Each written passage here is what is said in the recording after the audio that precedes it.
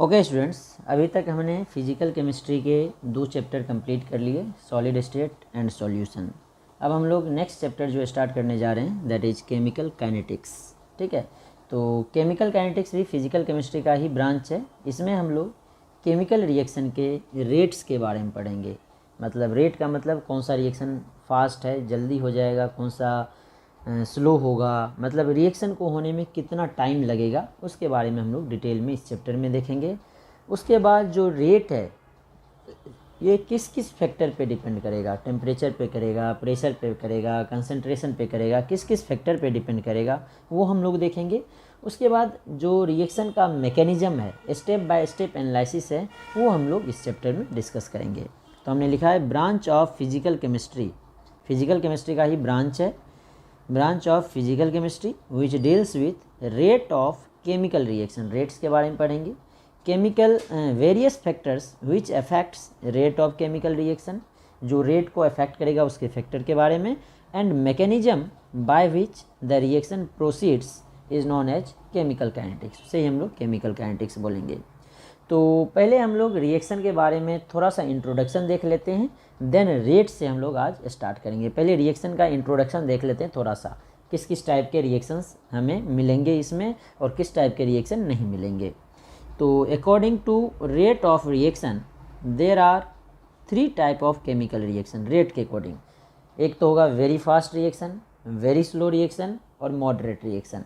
तो सबसे पहला हमने लिया है वेरी फास्ट रिएक्शन, जिसे हम लोग इंस्टेंटेनियस रिएक्शन बोलते हैं। वेरी फास्ट का मतलब जैसे सब्सटेंस मिक्स करेगा तुरंत रिएक्शन हो जाएगा, जैसे एसिड में बेस डालो तुरंत रिएक्शन हो जाता है, that is very fast reaction. जो रिएक्शन इंस्टेंटेनियसली हो जाएगा, फ्रैक्शन ऑफ सेकेंड में हो जाएगा, उसे हम लोग बोलेंगे वेरी फास्ट रिएक्शन। तो ये लिखा है those reaction which occur instantaneously are known as very fast reaction. जो इंस्टेंटेनियसली होगा, इसमें हमारे एसिड बेस रिएक्शन हो गया, आयनिक रिएक्शन हो गया, आयनिक रिएक्शन भी वेरी फास्ट होते हैं, जैसे कि AgNO3 और NaCl है। तो जो एक्सचेंज होगा, जो हमारा सोडियम है वो Ag को डिस्प्लेस करके NaNO3 बनाएगा और AgCl बनेगा। कंबसन रिएक्शन है, मीथेन को ऑक्सीजन के साथ बर्न करें CO2 वाटर बनेगा। एक्सप्लोसिव रिएक्शन है, N2 + O2 2NO एक्सप्लोजन होता है, तो ये भी वेरी फास्ट रिएक्शन होगा। इसके अलावा भी हमने बोला था स्टार्टिंग में एसिड बेस्ड रिएक्शन है, वो भी वेरी फास्ट रिएक्शन होगा। और जो वेरी फास्ट रिएक्शन होता है इसके लिए हम लोग रेट डिटरमाइन नहीं करते हैं, उसी तरह वेरी स्लो रिएक्शन के लिए भी नहीं कर सकते हैं। जो रिएक्शन मॉडरेट ऑर्डर होगा, जिसके लिए सर्टेन टाइम लगेगा, 10 सेकेंड, 5 सेकेंड, 1 सेकेंड, जो सर्टेन टाइम में, मेजरेबल टाइम में होगा, उसे हम लोग उसका रेट हम लोग निकालेंगे। जो वेरी फास्ट होगा, मतलब पता ही नहीं चला कितना टाइम लगा, तो उसका रेट हम लोग नहीं निकालेंगे। जो वेरी स्लो है उसका भी रेट हम लोग इस चैप्टर में नहीं निकालेंगे। तो वेरी स्लो रिएक्शन वो होता है जिसे होने में सालों लग जाते हैं, महीनों लग जाते हैं। हमने वही लिखा है very slow reaction, those reaction which take months और ईयर्स इन कंप्लीशन। जैसे कि हमारा रस्टिंग है, रस्टिंग में क्या होता है, आयरन मॉइस्चर और ऑक्सीजन से कंबाइन करके आयरन का ऑक्साइड बनाता है। तो आयरन अभी रख दिए, ये तुरंत आयरन का ऑक्साइड नहीं बना लगेगा, तुरंत रस्टिंग इसका नहीं हो जाएगा, इसे होने में सालों लग जाते हैं, कई ईयर्स या कई मंथ्स लग जाते हैं, डिपेंडिंग ऑन इन्वायरमेंटल कंडीशन और जो आयरन है वो किस तरह से कोटेड है। तो ये रिएक्शन जो है वेरी स्लो रिएक्शन है। इसके अलावा जो हाइड्रोजन और ऑक्सीजन है, रूम टेम्परेचर पे ये वाटर आसानी से नहीं बनाएगा, इसे बनाने में कई ईयर्स लग जाते हैं। तो ये रिएक्शन जो है वेरी स्लो रिएक्शन है, इसीलिए इसकी रेट भी हम लोग डिटरमाइन नहीं करेंगे। तो हमने लिखा है the rate of such reaction are also not determined easily, इसीलिए हम लोग इसे इस चैप्टर में नहीं पढ़ेंगे। इसके बाद है मॉडरेट रिएक्शन, जिसका रेट हम लोग निकालते हैं, जिसकी जो टाइम ऑफ कंप्लीशन है वेरी फास्ट और वेरी स्लो के बीच में होता है, मतलब रेट जो है दोनों के बीच में होगा। तो लिखा मॉडरेट रिएक्शन में those reaction which rate lie between above 2, मतलब very fast and very slow, that is very fast reaction and very slow reaction are known as moderate reaction, उसे ही हम लोग बोलेंगे मॉडरेट रिएक्शन। एग्जाम्पल के लिए जैसे डिकम्पोजिशन हमने लिया है ऑफ HI या H2O2, HI डिकम्पोज होता है H2 और O2 देता है, HI टू HI गैस जो है ये डिकम्पोज होकर हाइड्रोजन गैस और I2 गैस देता है। तो इसे होने में फाइनाइट टाइम लगेगा, जिसे हम लोग मेजर कर सकते हैं आसानी से, और इसके लिए हम लोग रेट कैलकुलेट करेंगे। जैसे कि हाइड्रोजन पर ऑक्साइड है, मान लो गैसियस स्टेट में ही है, वैसे लिक्विड भी हो तो ये H2O और O2 दे देता है। तो ये भी हमारा जो है मॉडरेट ऑर्डर रिएक्शन हो गया, ये भी हमारा जो है मॉडरेट रिएक्शन होगा, मॉडरेट ऑर्डर रिएक्शन। इसके बाद हाइड्रोलाइसिस ऑफ एस्टर है, जो हमारा एस्टर है इसका हाइड्रोलाइसिस ऑफ एस्टर। जैसे एस्टर है वाटर के साथ एसिडिक मीडियम में कार्बोक्जिलिक एसिड और अल्कोहल देता है। जो एस्टर है आगे हम लोग पढ़ेंगे, कार्बोक्जिलिक एसिड में अल्कोहल देगा और कार्बोक्जिलिक एसिड देगा, कार्बोक्जिलिक एसिड एंड अल्कोहल। तो ये रिएक्शन जो है फाइनाइट इंटरवल ऑफ टाइम में होगा, इसलिए इसे हम लोग बोलेंगे moderate order reaction. The rate of such reaction can be measured easily. इस टाइप के रिएक्शन के लिए हम लोग रेट मेजर करेंगे।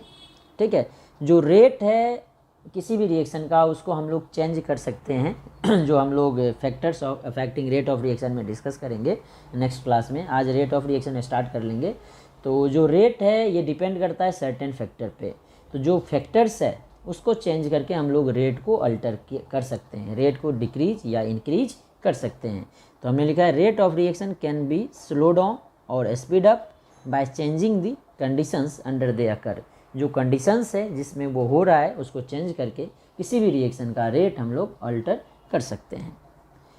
इसके बाद दूसरा क्लासिफिकेशन हमने किया है अकॉर्डिंग टू स्टेप्स, कितने स्टेप में रिएक्शन हो रहा है, सिंगल स्टेप में हो रहा है या मोर देन वन स्टेप में हो रहा है।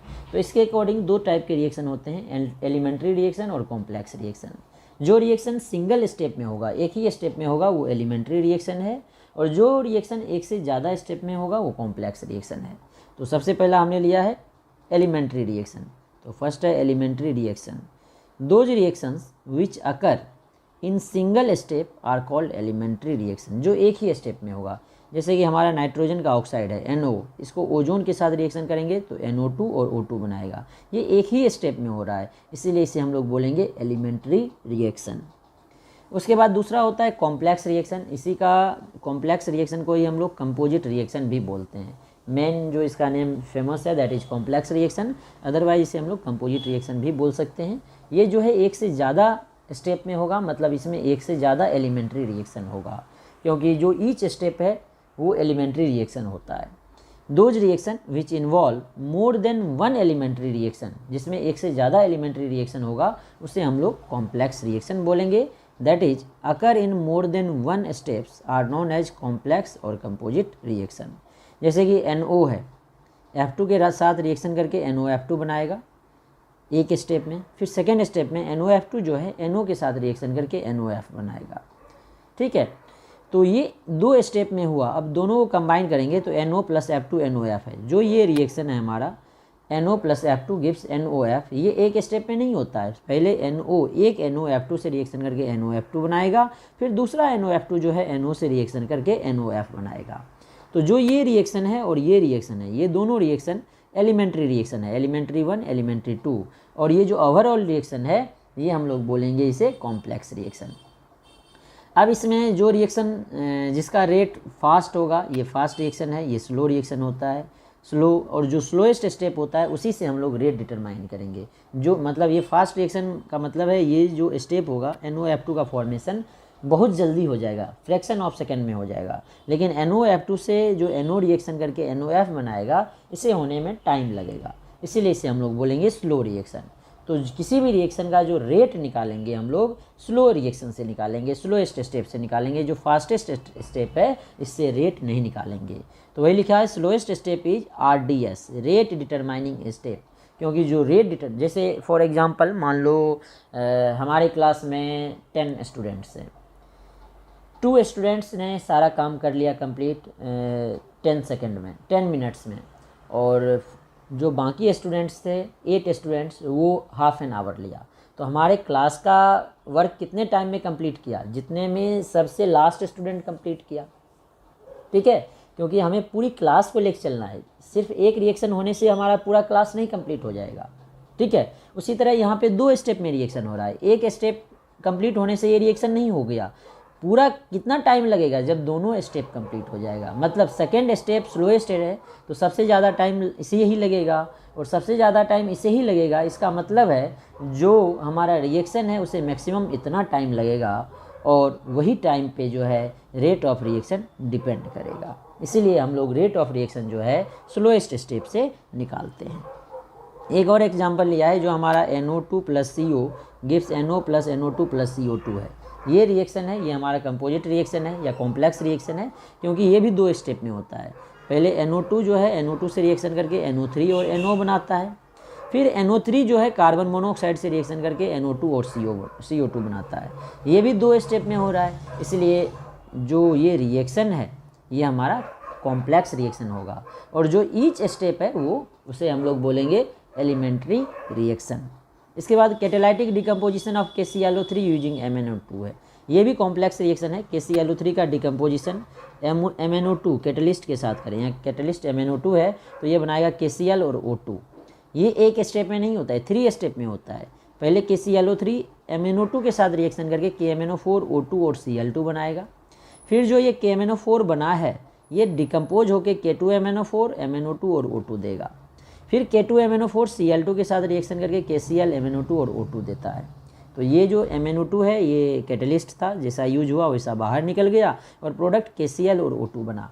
तो फाइनल रिएक्शन हमारा जो ये बना ये एक स्टेप में नहीं हुआ, 3 स्टेप में हुआ। तो जो ईच स्टेप है दैट इज एलिमेंट्री रिएक्शन, और जो फाइनल स्टेप जो फाइनल रिएक्शन हुआ तीनों को मिक्स करने के बाद दैट इज कॉम्प्लेक्स रिएक्शन। तो वही लिखा है, ए कॉम्प्लेक्स रिएक्शन में involve several elementary steps and among them rate is decided by slowest step, क्योंकि जो कंप्लीट रिएक्शन होगा उसे होने में उतना ही टाइम लगेगा जितना टाइम में जो हमारा स्लोएस्ट स्टेप है वो कंप्लीट हो जाएगा। ठीक है, अब जो ये हमारा कॉम्प्लेक्स रिएक्शन है ये भी 2 टाइप्स के होते हैं। Parallel reaction, parallel path reaction जिसे हम लोग साइड रिएक्शन भी बोलते हैं या कॉन्करेंट एलिमेंट्री रिएक्शन बोलते हैं। दूसरा होता है सीरीज रिएक्शन और सीक्वेंशियल रिएक्शन जिसे हम लोग कंसेक्यूटिव रिएक्शन भी बोलते हैं। तो सबसे पहले हम लोग डिस्कस कर लें पैरेलल पाथ रिएक्शन। तो इस रिएक्शन में क्या होता है, रिएक्टेंट एक ही होता है, इससे एक ही टाइम पे 2 प्रोडक्ट बन सकता है। जैसे हमारा रिएक्टेंट A है, इससे B भी बन रहा है, C भी बन रहा है, तो इसे हम लोग बोलेंगे पैरेलल पाथ रिएक्शन। इसमें बोला है हमने reactions in which one reactant gives more than one product, एक रिएक्टेंट से एक से ज़्यादा प्रोडक्ट बनेगा तो उसे हम लोग बोल लेंगे पैरेलल रिएक्शन या पैरेलल पाथ रिएक्शंस। ये मैक्सिमम हमें ऑर्गेनिक में देखने को मिलता है। जैसे कि हमने हाइड्रोकार्बन चैप्टर में पढ़ा था, टॉलिन का हेलोजिनेशन किया था एनहाइड्रस AlCl3 के प्रेजेंस में, तो क्लोरीन जो है ऑर्थो पोजीशन पे भी आता था, पैरा पोजीशन पे भी आता था। इसके साथ साथ HCl भी बाहर निकलता है।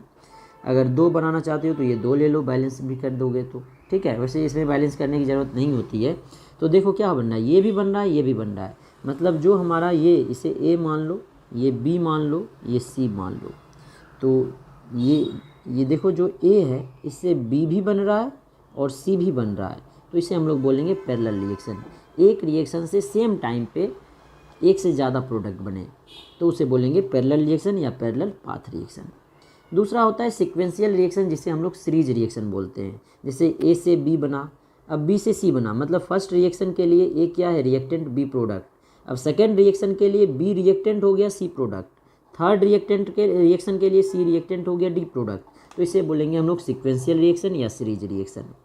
तो इसमें हम लोग बोल सकते हैं जो ये बन रहा है ये इंटरमीडिएट है। इंटरमीडिएट जो है फर्स्ट रिएक्शन में बनेगा, फिर सेकंड में कंज्यूम हो जाएगा, फिर सेकंड में जो बनेगा इंटरमीडिएट वो थर्ड में कंज्यूम हो जाएगा, मतलब फाइनल रिएक्शन में सारे इंटरमीडिएट कंज्यूम हो जाएंगे। तो हमने बोला है those reaction in which product of first reaction will be reactant of next reaction are known as sequential reaction. जैसे एग्जांपल हमने लिया है CH4 + Cl2, ये हमने पढ़ा था फर्स्ट चैप्टर में, फर्स्ट नहीं ऑर्गेनिक में पढ़ा था हाइड्रोकार्बन चैप्टर में। CH4 + Cl2 ये CH3Cl बना लेता है। CH3Cl में फिर से एक KOH डालोगे तो ये CH3OH बन जाता है। तो ये जो है फर्स्ट रिएक्शन के लिए प्रोडक्ट है, लेकिन सेकेंड रिएक्शन के लिए ये क्या हो गया, रिएक्टेंट हो गया। तो इसे हम लोग बोलेंगे सीक्वेंशियल रिएक्शन।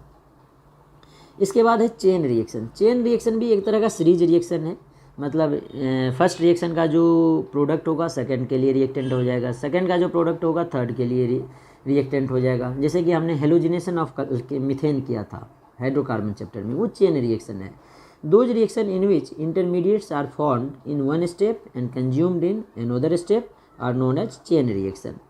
एग्जाम्पल के लिए क्लोरीनेशन ऑफ मीथेन, जैसे कि मीथेन होता था, इसका हेलोजिनेशन करते थे, क्लोरीनेशन किए तो CH3Cl बनता था प्लस HCl, फिर CH3Cl पे जो है फिर से Cl फ्री रेडिकल अटैक करके CH2Cl2 बनाता था, फिर CH3Cl3 बनता था, फिर लास्ट स्टेप में CCl4 बनता था। तो ये जो है हमारा चेन रिएक्शन हो गया।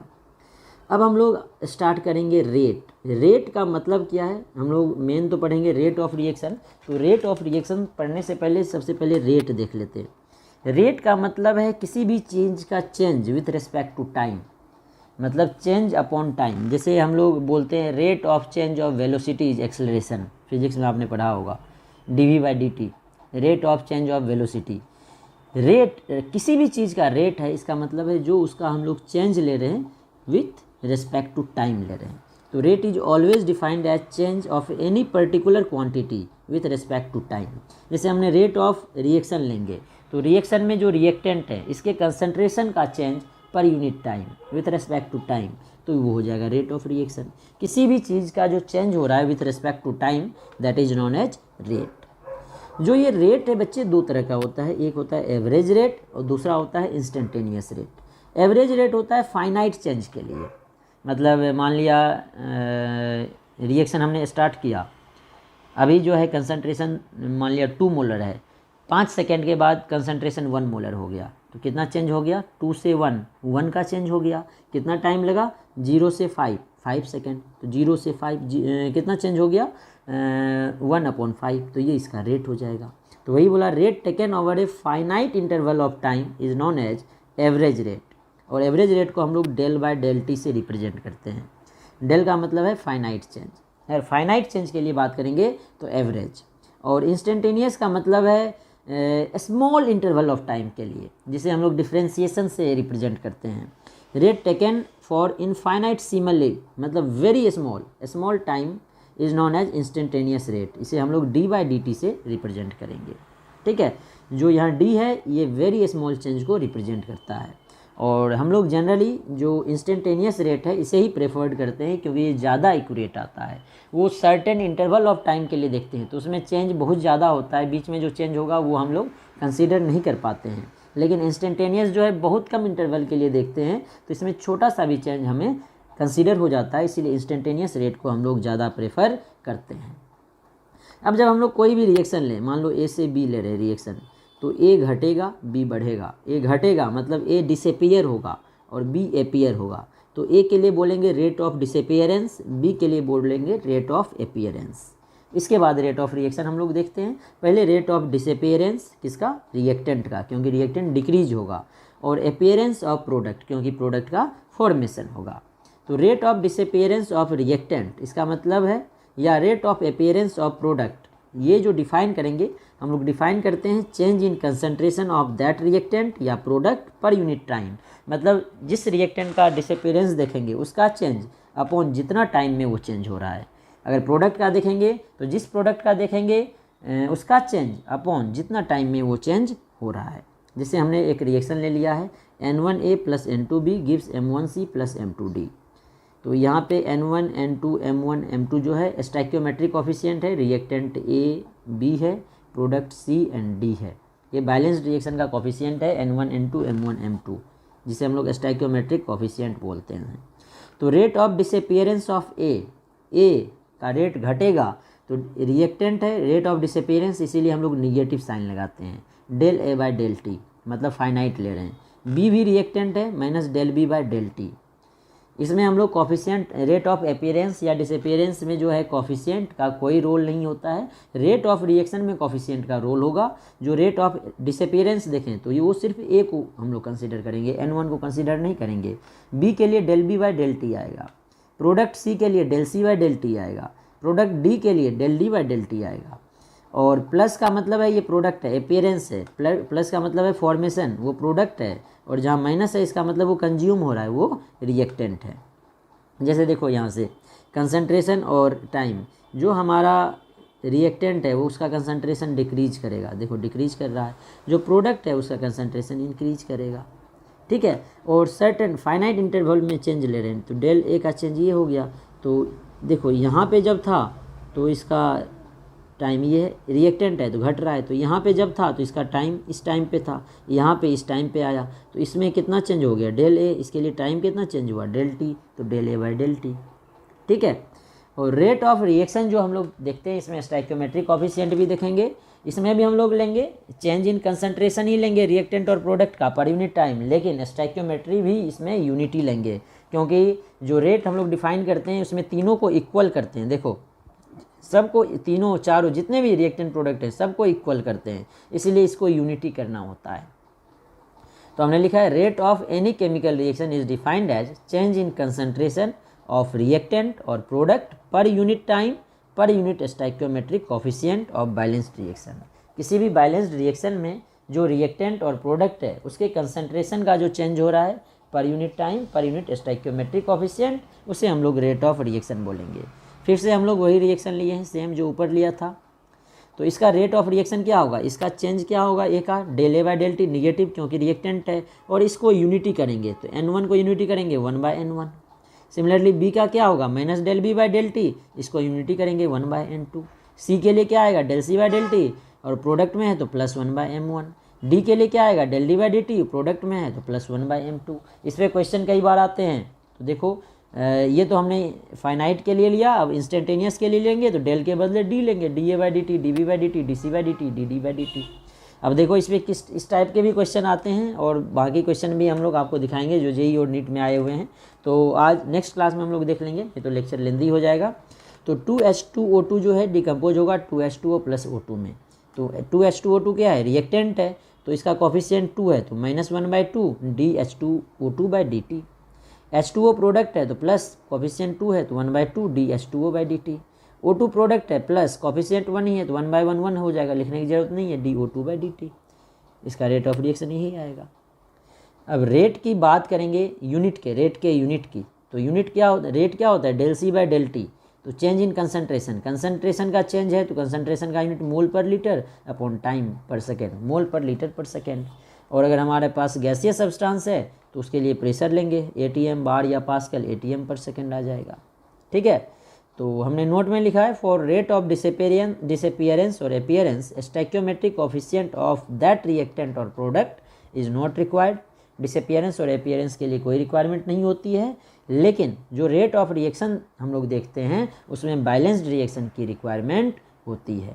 अब हमने एक न्यूमेरिकल और देखा है, क्वेश्चन लिया है रेट ऑफ रिएक्शन निकालने के लिए, फॉर्मेशन ऑफ HI, मतलब H2I2 से रिएक्शन करके HI बना रहा है, तो रिएक्टेंट क्या है H2, तो DH2 by D T reactant है तो negative, DI2 by D T reactant है तो निगेटिव, और कोफिशिएंट 1 है तो 1/1 ही हो जाएगा, इसीलिए नहीं लिखा।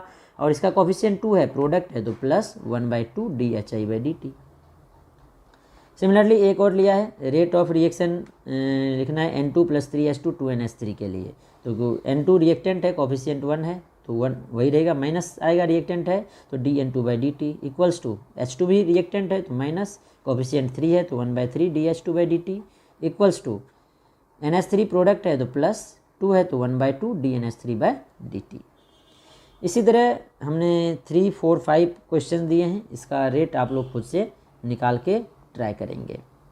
और एक हमने और न्यूमेरिकल क्वेश्चन लिया है डाटा बेस्ड, हमने रिएक्शन लिया है 2A + B गिव्स 3C, और इसमें हमने बोला है इन ए गिवन रिएक्शन, जो हमने रिएक्शन दिया हुआ है balanced reaction, initial concentration of A का स्टार्टिंग में कंसंट्रेशन 2 मोलर है एंड कंसंट्रेशन आफ्टर 30 सेकेंड, मतलब टाइम डेल टी की वैल्यू 30 सेकेंड दे दिया है और ये घट के 0.6 हो गया, रिएक्टेंट है तो घटेगा। Calculate rate of reaction, rate of reaction निकालना है, rate of disappearance of A and B and rate of appearance of C, सारा कुछ निकालना है, रेट ऑफ रिएक्शन भी, rate of disappearance of A, B और C प्रोडक्ट है तो उसका अपीयरेंस। तो बच्चे A का कंसंट्रेशन का चेंज कितना हो गया, पहले 0.6 था, पहले 2 था अब 0.6 हो गया, तो चेंज कितना हुआ 0.6 - 2 दैट इज -1.4 मोलर। तो रेट ऑफ रिएक्शन क्या होगा हमारी रिएक्शन के अकॉर्डिंग, रिएक्शन हमारा 2A + B गिव्स 3C है, तो A का कोफिशिएंट 2 है तो -1/2 del A by del T, B का कुछ नहीं था तो minus del B by del T equals to plus 1/3 क्योंकि 3C बन रहा है del C by del T. ठीक है, अब रेट ऑफ रिएक्शन क्या आएगा -1/2 del A by del T equals to -1/2 equals to del A की वैल्यू हमने निकाला है अभी, डेल A की वैल्यू -1.4 आया है तो -1.4 अपॉन 30, तो वैल्यू पुट कर देंगे, माइनस माइनस प्लस आ जाएगा 1/2, अब पॉइंट हटाएंगे तो नीचे 10, 14/30 × 10 7/300 मोल पर लीटर पर सेकेंड, ये रेट ऑफ रिएक्शन आ गया। अब हमें क्या निकालना है, rate of disappearance of A. Disappearance of A क्या होता है, del A by del T minus del A by del T equals to क्या होगा, minus del A by del T equals to क्या लिखेंगे यहाँ पे, जो हमें वैसे यहाँ से भी निकाल सकते हैं, वैसे हमें डेल ए की वैल्यू दिया हुआ है। डेल ए की वैल्यू हमें क्या आया है, -1.4 आया है, और डेल टी 30 है हमें दिया हुआ है, तो -1.4 बाई 30 मतलब 7/150। Rate of disappearance of B, del B by del T होगा, तो minus del B by del T किसके इक्वल है, रेट ऑफ रिएक्शन के इक्वल है, तो minus del B by del T that is rate of disappearance of B, ये rate of reaction के equal होगा, तो जो रेट ऑफ रिएक्शन आया वही इसकी वैल्यू होगा। Rate of appearance of C क्या होगा, del C by del T, तो del C by del T की वैल्यू क्या होगी, इस 3 को इधर ले आएंगे, तो 3 इंटू रेट ऑफ रिएक्शन, तो 3 इंटू रेट ऑफ रिएक्शन आ जाएगा, तो 3 इंटू रेट ऑफ रिएक्शन जो आया 7/300, तो 7/100 मोल पर लीटर पर सेकेंड। अब क्वेश्चन नंबर 2 एंड 3 मैंने दिया है, ये एक बार आप लोग खुद से ट्राई करना, फिर नेक्स्ट क्लास में हम लोग जेई एंड नीट के भी क्वेश्चंस डिस्कस करेंगे।